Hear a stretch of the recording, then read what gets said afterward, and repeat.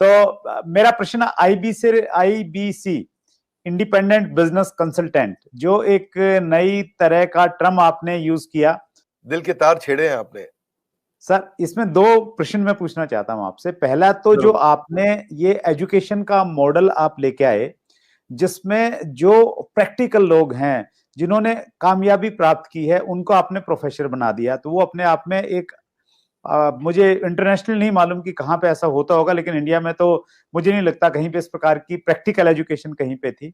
और उसके बावजूद जो आईबीसी मॉडल आप लेके आए कि आप लोगों के पास में जाइए और हर व्यक्ति को उसकी डिटेल जानकारी मिले कि कोर्स में क्या मिलेगा, तो इस बदली हुई परिस्थिति में सर आईबीसी मॉडल के लिए आप क्या स्कोप देखते हैं सर?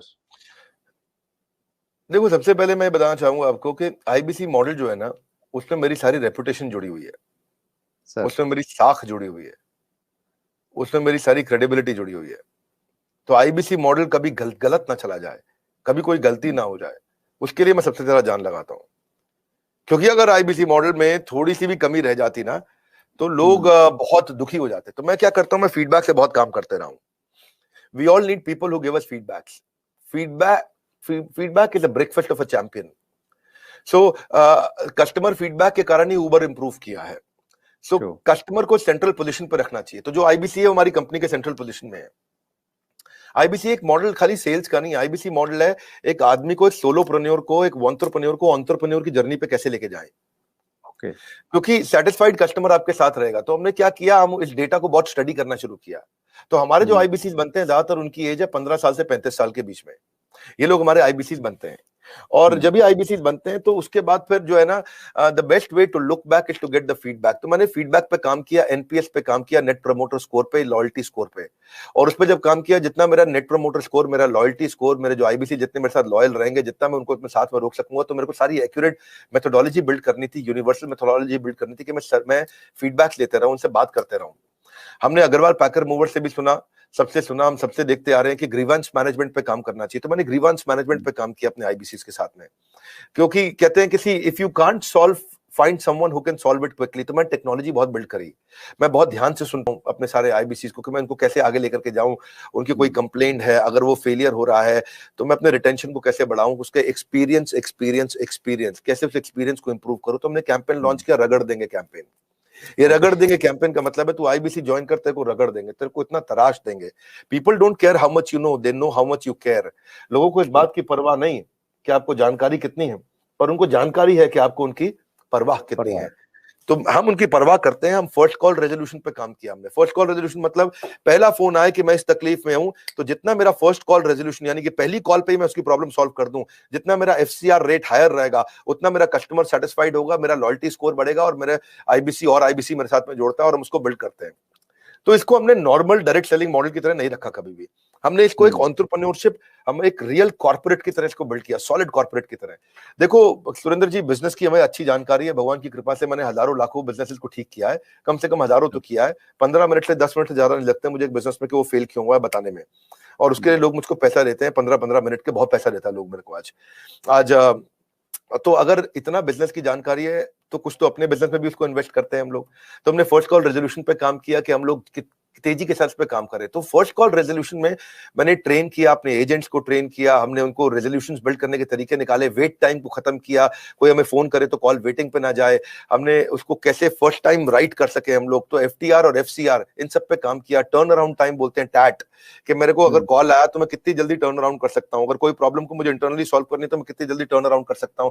तो आईबीसी के लिए मैंने पूरा कॉर्पोरेट बिल्ड कर दिया, देश के टॉप लीडर्स लेके आया। मेरी जो सर्विस हेड है वो पहले एयरटेल की सर्विस हेड हुआ करती थी। हमारे जो सर्विस मैनेजर्स हैं, कोई स्विगी से आया, कोई जोमेटो से आया, कोई सर्विस मैनेजर वहां से आया, क्या बोलते हैं, ओला से आया, कोई उबर से आया, कोई कहीं से आया, सब जगह से हमने बेस्ट टॉप स्टार्टअप से हमने सारे सर्विस मैनेजर्स लिए। और कोई भी क्वेरी को अनरिजॉल्व नहीं छोड़ते हम लोग, वो सुसाइडल है। अगर कोई भी किसी का क्वेश्चन आया उसको सॉल्व नहीं कर पाए, सुसाइडल है। आपको पता है आज सारी एमएलएम कंपनीज क्यों डूबती है? नंबर 1 टॉप कारण है नेगेटिविटी। जिस समय किसी एमएलएम में नेगेटिविटी फैल जाती है वो खत्म हो जाती है, गेम ओवर हो जाता है। तो हमें ये सब चीजें देखी है, हमने ऑब्जर्व करी है। तो हम चाहते थे keeping a query unresolved for too long is suicidal, तो वो नहीं करना कभी भी। उसके लिए हमने क्या किया, स्पेसिफाइड इंसेंटिव्स दिए कि अगर आप सेम डे इमीडिएट रेजोल्यूशन देते हैं तो हमने कंप्लेंट मैनेजमेंट सिस्टम लॉन्च किया, सीएमएस। कंप्लेंट मैनेजमेंट सिस्टम में सीएमएस के अंदर कोई भी सजेशन, कोई भी फीडबैक, कोई भी क्वेश्चन, कोई भी कंप्लेंट वो देगा तो हम उसको तुरंत रिजॉल्व करेंगे। मैंने लॉन्च किया था इसको अगस्त सितंबर के अंदर। उस समय मेरे पास 7,500, 8,000, 9,000, 10,000, 15,000 फीडबैक्स, क्वेश्चंस, कंप्लेंट्स या सजेशंस पेंडिंग रहा करते थे। लेकिन हमने क्या किया, उसको तेजी से हमने काम किया, उस पर लीडरशिप बिल्ड करते गए। इसके लिए पूरा सर्विस सेंटर बड़ा क्रिएट कर दिया, लोगों के कोर्सेज, हमने ये देखना शुरू किया कि कहां कहां बड़ी टिकट्स आ रही है, कौन कौन से बकेट्स हैं, उन बकेट्स को हम कैसे रिजॉल्व करें। उसके हमने फीचर्स बहुत जबरदस्त बनाए सीएमएस के। और फिर क्या हुआ, फिर हमने देखा ऐसा करते करते जब भी आए क्राइसिस तुरंत बना दो प्रोसेस। क्या रूल होता है जी सुरेंद्र जी, कि जब भी आए क्राइसिस तुरंत बना दो प्रोसेस। तो हर क्राइसिस के अगेंस्ट प्रोसेस बना दो भाई। एक दिक्कत आई, क्राइसिस आया था तो ऐसा प्रोसेस बना दो कि दोबारा ना आए। एक क्राइसिस आया, ऐसा प्रोसेस बना दो कि दोबारा ना आए। एक उसने शिकायत करी तो ऐसा प्रोसेस बना दो कि दोबारा शिकायत ना करे। मैं स्टूडियो में बैठा हूं, मेरे साथ में टीम काम कर रही है, अभी मान लो कोई यहाँ पे शिकायत आती है कि भाई इधर मच्छर बहुत है, तो वो ऐसा प्रोसेस बना दे कि अगली बार मच्छर ना मिले यहाँ पे भाई, कम से कम पहले ऑल आउट वगैरह है जो भी लगाना हो आपको भाई। यहाँ पे अगर लाइट ठीक नहीं आ रही चेहरे पे तो ऐसा प्रोसेस बना दो कि चेहरे पे लाइट ठीक आए। तो जब आए क्राइसिस तुरंत बनाओ प्रोसेस। तो कई बार क्या होता है, बनाते बनाते हमने 750 प्रोसेस बना दिए। कितने? अच्छा, 750 प्रोसेस और पॉलिसीज हमने बना दिए। लेकिन फिर भी क्या होता है, कई बार कोई ऐसी नई समस्या निकल के आती है, टीम बड़ी है, ऑर्गेनाइजेशन बड़ी है। आज हमारे 100 से ज्यादा ऑफिस हो गए हैं, अब आई थिंक 102, 104 ऑफिस हो चुके हैं हमारे, और 250 ऑफिस हो जाएंगे अगले 2 क्वार्टर के अंदर, क्योंकि हर जगह से फ्रेंचाइजी की रिक्वायरमेंट आ रही है। हर कोई बड़ा, जिसने भी कभी डायरेक्ट सेलिंग किया है, जिसने कोई सेल्स का बिजनेस किया है, जिसने कोई और तरह का सेल्स का बिजनेस किया है या कुछ कम काम किया है, वो कहता है मुझे अपनी फ्रेंचाइजी दे दो। हमारे यहाँ क्योंकि फ्रेंचाइजी सब 1-1 करोड़ रुपए का रेवेन्यू आराम से कर जाते हैं महीने का। 50-50 लाख वाले तो बहुत सारे हैं जो महीने का रेवेन्यू करते हैं 50-50 लाख रुपए, तो वो कहते हैं अपना फ्रेंचाइजी दे दो। तो अपने फ्रेंचाइजी ऑफिस बढ़ा रहे हैं। लेकिन होता क्या है कि इन सब के करते कराते टीम जब इतनी बड़ी हो जाती है तो प्रॉब्लम भी नई नई तरीके की आती है, क्रिएटिव प्रॉब्लम आती है, अलग प्रॉब्लम आती है। एक भाई हमारा आईबीसी है, वो कहता है कि मैं पहले देहरादून में काम करता था, अब मैं देहरादून से मैं शिफ्ट हो गया हूं इलाहाबाद, अब मेरे को इलाहाबाद के ऑफिस में कनेक्ट कर दो। और उसकी जो पिछले महीने की सेल थी उसमें आखिरी दिन पे उसने कुछ बड़ी ट्रांजैक्शन करी जिसका इंसेंटिव उस ऑफिस को मिलना था, लेकिन वो यहाँ शिफ्ट हो गया तो उसके ऑफिस का इंसेंटिव अटक गया, और वो यहाँ शिफ्ट हुआ तो उसके साथ में कुछ अब करते करते कहीं वो कॉम्प्लिकेटेड चीज निकल आती है।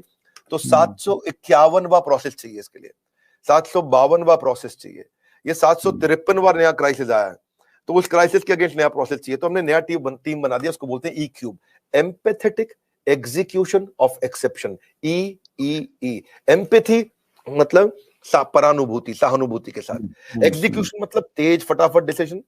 एक्सेप्शन मतलब ऐसी चीज का जो पहले कभी आई नहीं।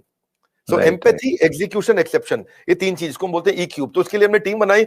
इस टीम के अंदर हमने फाइनेंस, टेक्नोलॉजी और सर्विस के लोग हैं। कहीं पेमेंट का इशू है, कहीं टेक्नोलॉजी का इशू है, कहीं सर्विस का इशू है, किस चीज का इशू है, कहीं लर्निंग एंड डेवलपमेंट का इशू है, कहीं सेल्स की कैपेबिलिटी का इशू है, किस चीज का इशू है। तो हमने एक टीम बनाई, और जैसे ही कोई नई प्रॉब्लम आई 4 घंटे के अंदर नई पॉलिसी तैयार करेंगे, नया प्रोसेस तैयार करेंगे, और 4 घंटे के अंदर उसको सोल्यूशन देंगे। हमारे यहाँ रूल है, अगर पूरे दिन के अंदर वर्किंग आवर में किसी भी समय कोई भी complain, suggestion, feedback, question, discussion हो गया तो शाम को 7 बजे से पहले या एंड ऑफ द डे तारीख बदलने से पहले पहले उसी दिन के अंदर कितना भी कठिन क्यों ना हो सॉल्व करना है।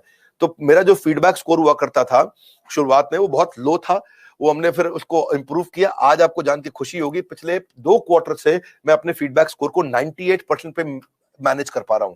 यानी कि 98% का फीडबैक हमारा ऐसा है 5 स्टार, और बाकी 2% है, कोई 3 स्टार 4 स्टार भी देता है, और कोई कम भी दे सकता है। तो वो हमारे लिए फिर नया प्रोसेस बनाने की संभावना आ जाती है। तो अच्छा लगता है, आईबीसी का मॉडल हमारा बहुत अच्छा चल रहा है।